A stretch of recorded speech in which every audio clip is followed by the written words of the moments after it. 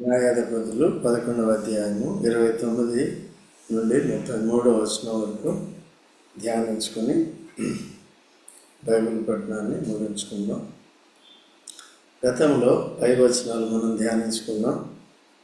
అక్కడ యెఫ్తా అమ్మోనియల రాజుకు చెప్పాడు. అమ్మోనియల రాజు ఏం చెప్పాడంటే, వీరి మీద నేరారోపణ చేశాడు. మీరు మా ప్రాంతాలను స్వాధీనపరుచుకున్నారు, అవి తిరిగి మా మీదకి ఇవ్వండి, లేకపోతే మీ మీద యుద్ధం చేస్తామని చెప్పాడు.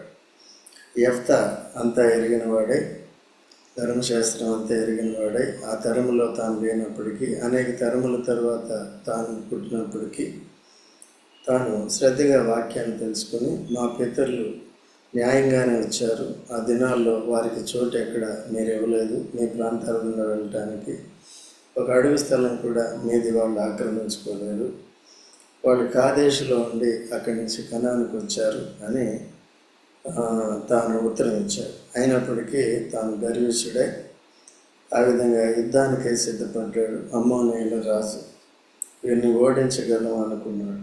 అయితే ఇక్కడ దేవుడు తోడుగా ఉన్నప్పుడు ఎటువంటి వారినైనా సరే జయించే శక్తి ఇస్తాడు. దేవుడు తోడు లేనప్పుడు మనం శత్రువు ఎదుట ఏమవుతామండి? పారిపోతాం. దేవుడు తోడుగా ఉన్నప్పుడు శత్రువు మన ఎదుట పారిపోతాడు, ఓడిపోతాడు, అన్నీ అయిపోతాడు. మొట్టమొదటి శత్రువు ఏంటంటే, అటు దేవుడికి దేవుని ప్రజలైన మనకి సాతాను అన్నమాట. వాడు అదృశ్య శక్తి, వాడితో పోరాటం మనకి తెలియదు. యేసుక్రీస్తు ప్రభు కూడా ఇప్పుడు అదృశ్యుడు, కానీ సర్వశక్తిమంతుడు. సాతానుకి శక్తి ఉంది, యేసు ప్రభుకి సర్వశక్తి ఉంది. మధ్యలో మనం ఎవరు? శక్తిహీనులు. కానీ శక్తిహీనులైనప్పటికీ భక్తి ఉండాలి, భక్తిహీనులు కాకూడదు. ఇశ్రాయేలు ఏమయ్యారు? భక్తిహీనులయ్యారు, కాబట్టి ఆత్మీయంగా శక్తిహీనులయ్యారు. ప్రభు వారికి తోడుగా లేనప్పుడు ఏమవుతారు వాళ్ళు? అట్లా ఇప్పుడు ప్రభు అయిన యేసుక్రీస్తును మనం రక్షకుడిగా ప్రభుగా అంగీకరించాం కనుక మనకి తోడుగా ఉండి విజయాన్ని ఇస్తాడు. ఎవరి మీద విజయం ఇస్తాడు? సాతాను కదా. అందుకనే పౌలు ఏమంటాడంటే, ఎఫెసీ 6:14 ఏమంటాడంటే, సర్వాంగ కవచమును ధరించుకోండి. సర్వాంగ కవచం అంటే ఆత్మీయంగా ఉండవలసిన విషయాలన్నీ ఉండాలన్నమాట. ఆత్మీయంగా ఉండవలసినవి ఉండాలి. ఏంటంటే, సత్యం అనే దట్టి కట్టుకోవాలి కదా, సత్యం అనే నీతి అనే మయమరుగును తొడుక్కోవాలి. పాత నిబంధనలో కూడా యాజకులు ఇవి ధరించేవారు అన్నమాట కదా. పాత నిబంధనలు ఇవి ధరించేవారు. లేకపోతే యుద్ధానికి వెళ్ళేటప్పుడు వారు ఏది సర్వాంగ కవచం అంటే దాన్ని ఏమంటారు? కవచం తొడుక్కుని. ఇప్పుడు గొలియాతు ఏం తొడుక్కున్నాడు? ఏం కట్టుకున్నాడు? ఇనుపది కవచం, దాన్ని ఏమంటారు? Whole armour. ఏం నేను అంత డబ్బుగా ఉన్నాను, ఏం గుర్తుండదు మీకు? అది యుద్ధానికి వెళ్ళేటప్పుడు ఇప్పుడంటే ప్రూఫ్ వచ్చినాయి. ఏంటది? బుల్లెట్ ప్రూఫ్ వచ్చింది. ఆ దినాల్లో బుల్లెట్ ఇనపై వేసుకున్నారు. అయితే ఇప్పుడు మన ఆత్మీయ జీవితంలో మనం ఎక్కడ ఓడిపోకున్నట్లు దేవుడు మనకి సర్వాంగ కవచం ఇచ్చాడు. ఒక మాటలో చెప్పాలంటే యేసుక్రీస్తు ప్రభునే మనం ధరించుకున్నాం. అండ్ ఇంకో మాటలో చెప్పాలంటే యేసు ప్రభువే మన సర్వాంగ కవచం అన్నమాట. సత్యం ఆయనే, నీతి ఆయనే, రక్షణ ఆయనే కదా, మన సమాధానము ఆయనే. ఒకటి కాదు, మనం పొందినవన్నీ ఎవరిలో దొరికినాయి మనకి? All the gifts in one person, lord Jesus Christ. Okay, even పరిశుద్ధ ఆత్మ అనే వరాన్ని కూడా మనం పొందాం. కాబట్టి వీటిని మనం కలిగి ఉండాలి. సత్యాన్ని నేర్చుకుంటూ సత్యంలో స్థిరంగా ఉండాలి. ఓకే, నీతిని కలిగి ఉండాలి. నీతి అంటే అది అర్థం ఏంటి? క్రీస్తు యేసున మరణ పునరుద్ధానంలో విశ్వాసం నుంచి పాపాలు ఒప్పుకుంటే క్షమించాడు కనుక, క్షమించి మనకి నీతిని పరిశుద్ధతను ఆరోపించాడు కనుక మనం నీతిమంతులు. నీతిమంతులు అయిపోతే సరిపోదు, ఏం కావాలి? నీతి క్రియలు చేయాలి. నీతి క్రియలు అంటే నీ ఇష్టం వచ్చిన క్రియలు కాదు. నీతి క్రియలు అంటే ఏంటి? దేవుడు చెప్పిన క్రియలు చేయాలి, ఆత్మ సంబంధమైన క్రియలు చేయాలి. నీ స్వార్థం కొరకు, నా స్వార్థం కొరకు చేసే క్రియలు కావు. చాలామంది అనుకునే కన్ఫ్యూజ్ అయ్యి నేను ఇది చేసేసాను, అది చేసేసాను అంటారు. అట్లా కాదు. ఒకవేళ నువ్వు ఏది చేసినా, ప్రార్థన చేసినా దైవ చిత్తానుసారంగా చేయాలి, ఆరాధన కూడా అట్లా చేయాలి అనుభవంతో, యథార్థంగా. ఒకవేళ నువ్వు సువార్త ప్రకటించినా నీ సాక్ష్యం సరిగ్గా ఉండాలి, పరిశుద్ధాత్మ శక్తితో చేయాలి. నువ్వు ఏది ఇచ్చినప్పటికీ కూడా అది శుద్ధ మనసుతో ఇవ్వాలి, ఇచ్చినా చేసినా ఇదన్నీ కూడా. సో అట్లా మనం ఉండాలన్నమాట. వారికి దేవుడు ఏం చేస్తాడంటే తోడుగా ఉంటాడు. కనుక నేను దేవుని పక్కన పెడతాను, నేను నా రక్షణ కొనసాగించుకుంటాను, తర్వాత శత్రువుతో పోరాడతాను, వాడు ఏం చేసినా పర్వాలేదు అనుకోకూడదు. పేతురు ఎటువంటి అభిప్రాయంలోనే ఉన్నాడు. లూకాసు వార్త 22:31 ఉంటుంది. లూకాసు వార్త 22:31. పేతురు కూడా అటువంటి అభిప్రాయంలోనే ఉన్నాడు. ఇంకా మనం ఇంకెంత అభిప్రాయాలు ఉంటామో ఇంక చూసుకోవాలి. మనం 31 చదువుతున్న త్వరగా. సీమోను, ఇదిగో సాతాను మిమ్మును పట్టి గోధుమల వలె జల్లించుటకు మిమ్మును కోరుకొనెను గాని నీ నమ్మిక తప్పిపోకుండునట్లు నేను నీ కొరకు వేడుకొంటిని. నీ మనసు తిరిగిన తరువాత నీ సహోదరులను స్థిరపరచుమని చెప్పాను. అయితే అతడు, ప్రభువా, నీతో కూడా చెరలోనికి మరణమునకును వెళ్ళుటకు సిద్ధంగా ఉన్నానని ఆయనతో అనగా, ఆయన పేతురు, నీవు నన్నెరుగనని ముమ్మారు చెప్పుటకు నేడు కోడి కూయదని నీతో చెప్పుచున్నానని. యేసుక్రీస్తు ప్రభువు పాఠాలు నేర్పించే శిష్యుడు ఎవరండి? పేతురే. మనం కూడా ఉన్నాం, ఏం చేయకపోయినా మనం కూడా ఉంటున్నాం కదా. అయితే యేసు ప్రభు అంటున్నాడు, సాతాను మిమ్మల్ని శోధించపోయాడు అంటే, జల్లెడ పట్టడం అంటే కోరుకున్నాడు మిమ్మల్ని శోధించాలని. అయితే మీ కొరకు నేను విజ్ఞాపన చేశాను. ఏమని విజ్ఞాపన చేశాడు? సాతాను వాడికి తెలియదు, నాకు ఇచ్చిన శిష్యుల్ని శోధించాలని, బాధపెట్టి వాడిని తరిమేయాలని, నా నుండి దూరం చేయాలని యోచిస్తున్నాడని యేసు ప్రభు గ్రహించి తండ్రికి ప్రార్థన చేశాడు. తండ్రి, శోధించినప్పుడు వారి నమ్మిక, విశ్వాసం తప్పిపోకున్నట్లు శోధించొద్దని చెప్పట్లేదు. ఏమన్నా యేసుక్రీస్తు ప్రభు కూడా సబ్జెక్టు పరీక్ష. ఓకే, టెంప్టర్ సాతానుడు వచ్చి టెంప్ట్ చేసినప్పటికీ కూడా నెగ్గాలి. అది దేవుడు. మానవుని పుట్టినప్పటి నుంచి అదే పద్ధతి, ఆదామవ్వలకు కూడా అదే పద్ధతి. ఫస్ట్ నువ్వు నెగ్గాలి, అందుకనే ఫస్ట్ అక్కడికి వెళ్ళేవాడు.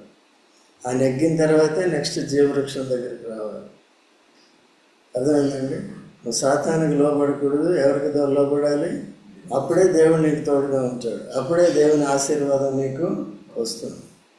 ఇది మొదటి నుంచే అదే పద్ధతి మానవులు. మనకేం కొత్త కాదు, వాళ్ళకేం పాత కాదు. కాబట్టి జాగ్రత్తగా అలాగా ఈ చేసినప్పుడు పేతురు చూడండి ఏమంటున్నాడు.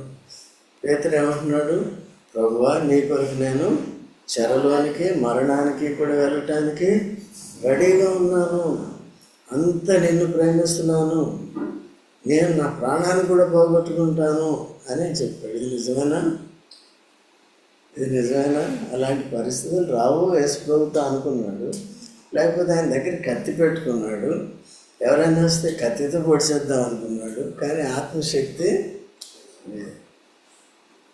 ఈనాడు కూడా ఆ కత్తి అంటే శరీరాన్ని అనుసరించే వాళ్ళు ఉన్నారు, ఆత్మను అనుసరించి మనం నడుచుకోవాలి.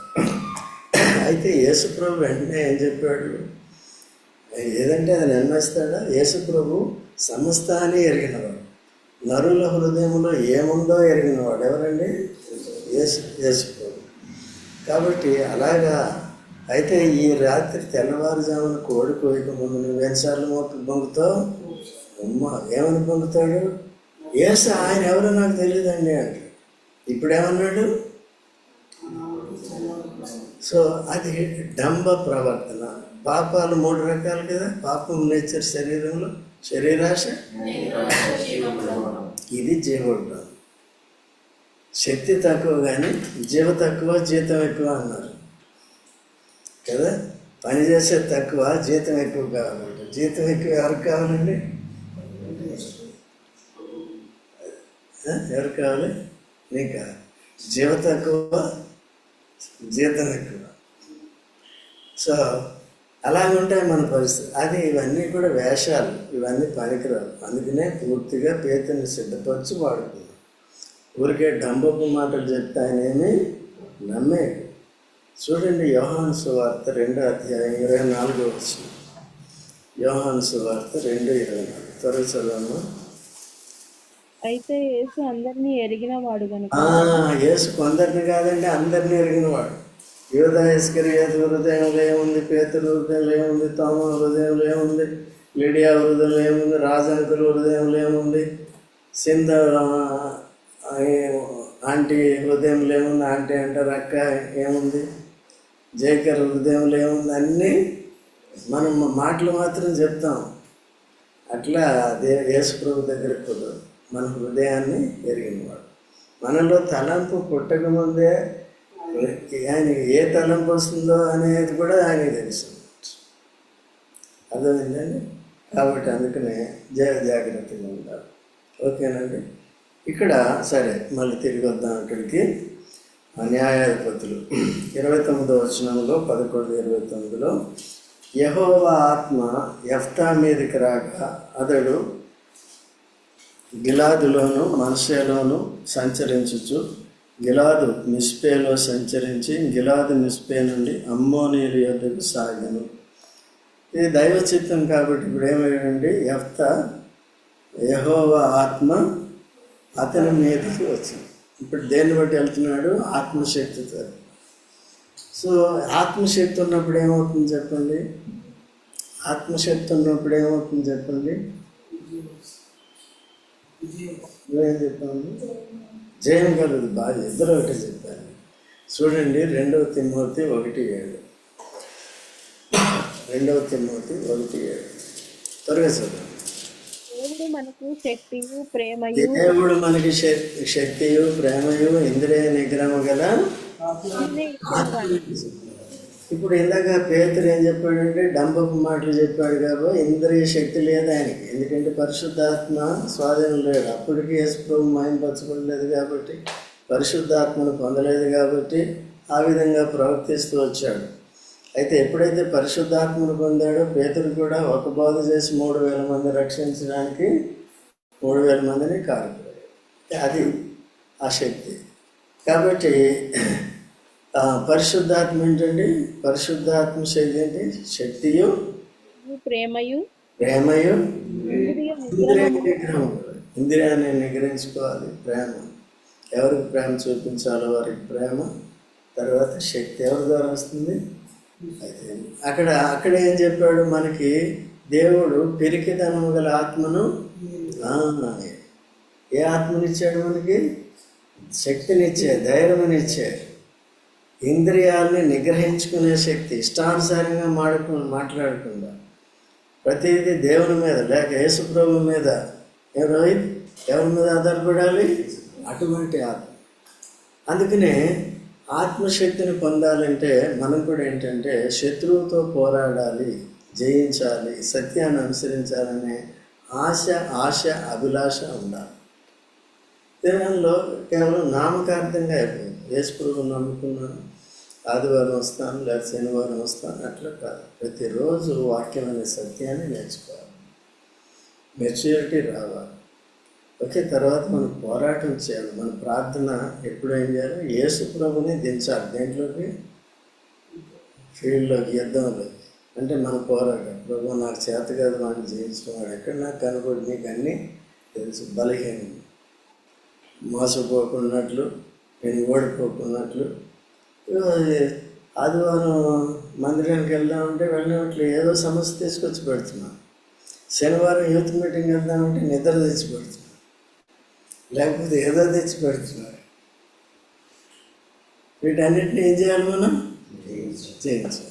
ఇవే ప్రాథమికంగా జయించకపోతే రేపు పెద్ద పెద్ద పనులు ఎక్కడ చేస్తాం మనం?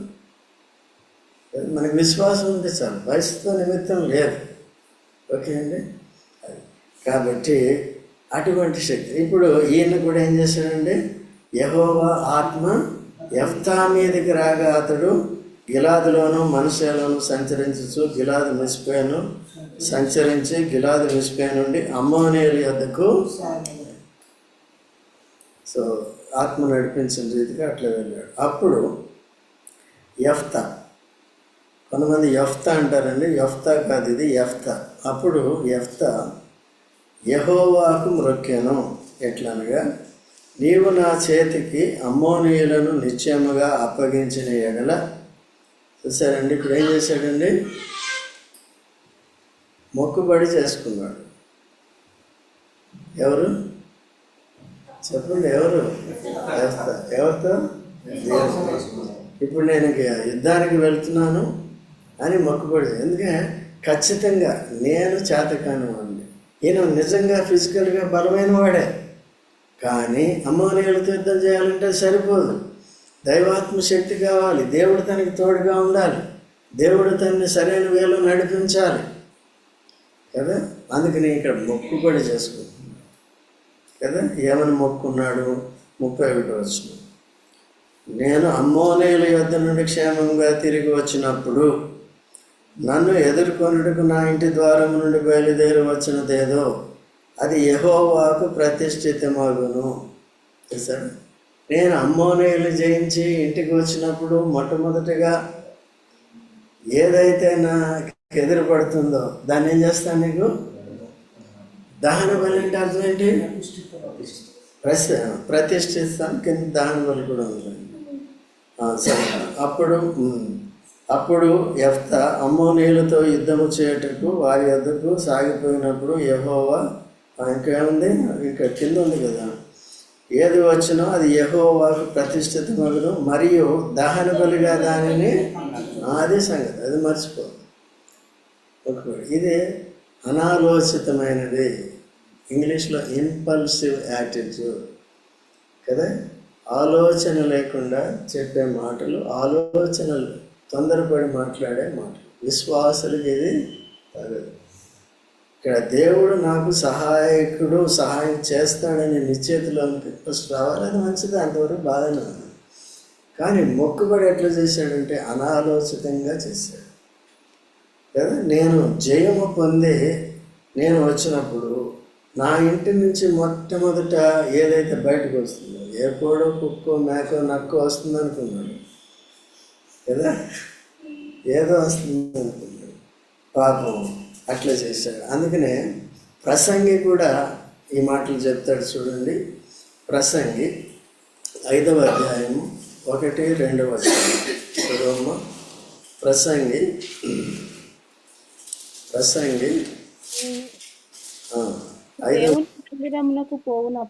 దేవుని మందిరమునకు పోవునప్పుడు ప్రవర్తన జాగ్రత్తగా చూసుకొనవలెను. బుద్ధిహీనులు అర్పించినట్లుగా బలి అర్పించుట కంటే సమీపించి ఆలకించుట మేలు కదండి. బుద్ధిహీనులు అర్పించడు. ఇప్పుడు ఏమయ్యాడండి ఈయన? 4 వస్తుంది.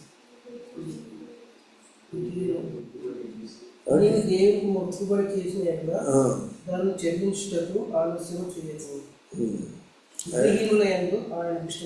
ఓకే, నేను చెప్తున్నాను కదా ఇది. ఓకే, అర్థమైందండి.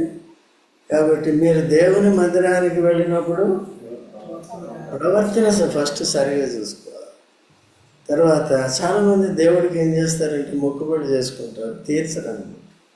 ఓకే, అలా చేయకూడదు. ఇప్పుడు మొక్కుబడి అవసరం లేదు, దేవుని ఆజ్ఞను పాటిస్తే చాలు, దేవుడు చెప్పింది చేస్తే చాలు. రండి, టైంకి రండి అంటే వస్తే చాలు. టైంకి రమ్మంటే మన స్పెషాలిటీ చూపిస్తాం కదా. లేకపోతే అనుదినము దేవుని సన్నిధికి రండి, మన స్పెషాలిటీ చూపిస్తాం కదా. లేకపోతే రోజు వాక్యం చదవండి, ధ్యానించండి, రోజు ప్రార్థన చేయండి. ఆ ప్రార్థన సంఘంలో చెప్తారు ఎట్లా చేయాలో, దేనికి చేయాలని. మీరు వాడే మాటలు కూడా ఎలా చేయాలి అనేది కూడా చెప్తాం. ఊరికి వదిలేసేది కాదు. గ్రహింపు ఉండదు మనకి. ఎప్పుడు కూడా మన శరీరం వాక్యానికి విరుద్ధంగానే ఉంటుంది కనుక ఆ శరీరతత్వం ప్రకృతి సంబంధమైంది, అలా పోతుంది. కాబట్టి ఎప్పటికప్పుడు సరిదిద్దుతూ ఉంటాం. ఇక్కడ యేసు ప్రభు ఏం నేర్పించాడు, ఎలా చేశాడు, ఎలా శిష్యుని సిద్ధపరిచాడు, ఈ విషయాలన్నీ కూడా నేర్చుకోవాలి. సో కాబట్టి అలా వస్తే చాలు ఈ దినాల్లో. దేవుడు ఏదన్నా ఇమ్మన్నాడు అనుకోండి, అది పూర్ణ మనసులో ఇస్తే చాలు కదా.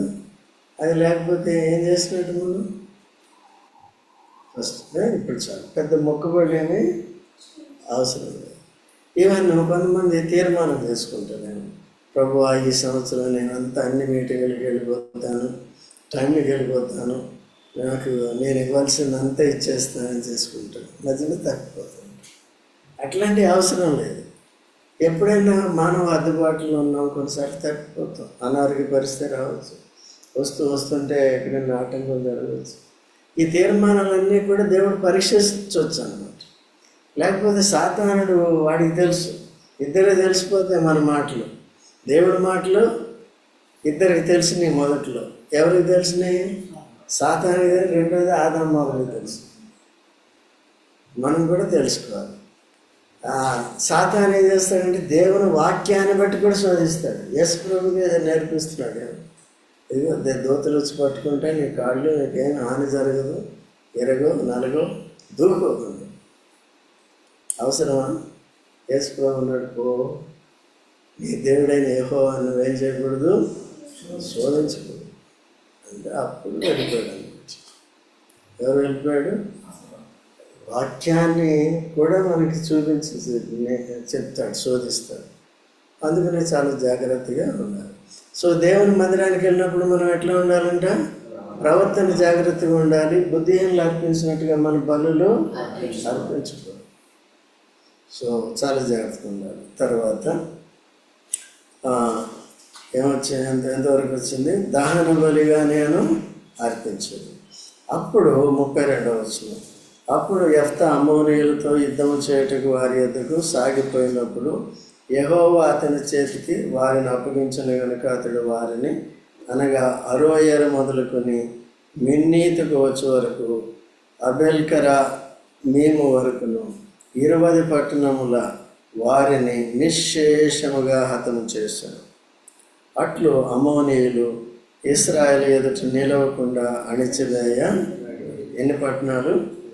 20 పట్టణాలు. 20 పట్టణాలలో ఉన్న ప్రజలందరినీ ఏం చేశాడు?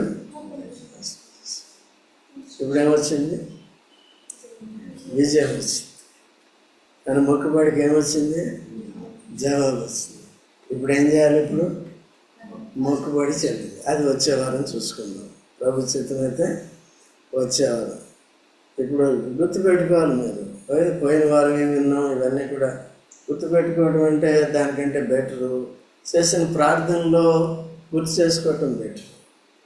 ఇక ఆంటీలు అక్కలు వీళ్ళందరూ బ్రదర్స్ కొంతమంది విని దాన్ని ఏం చేస్తున్నారు? ప్రార్థనలో పెట్టుకోవాలి. మీరు కూడా అట్లా అభ్యాసం చేసుకోవాలి.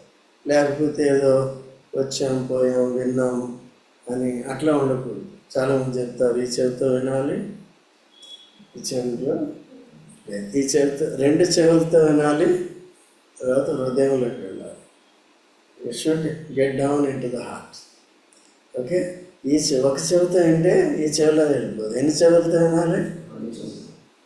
ఇది మనసు పెట్టి ఆ ప్రకారం తీర్మానం చేసుకోవాలి. ఇప్పుడు మనం మొక్కుబడి చేసుకోవచ్చా? ఏం నరసింహ చేసుకుంటావా? కానీ ఏం చేయాలి? పాటించాలి. ఎప్పుడు పాటించాలి? రావయ్య నేను వచ్చి కూర్చుంటే కూడా రావయ్య త్వరగా అంటే ఇంకా 10 నిమిషాలు. ఏం చేయాలి చెప్పండి?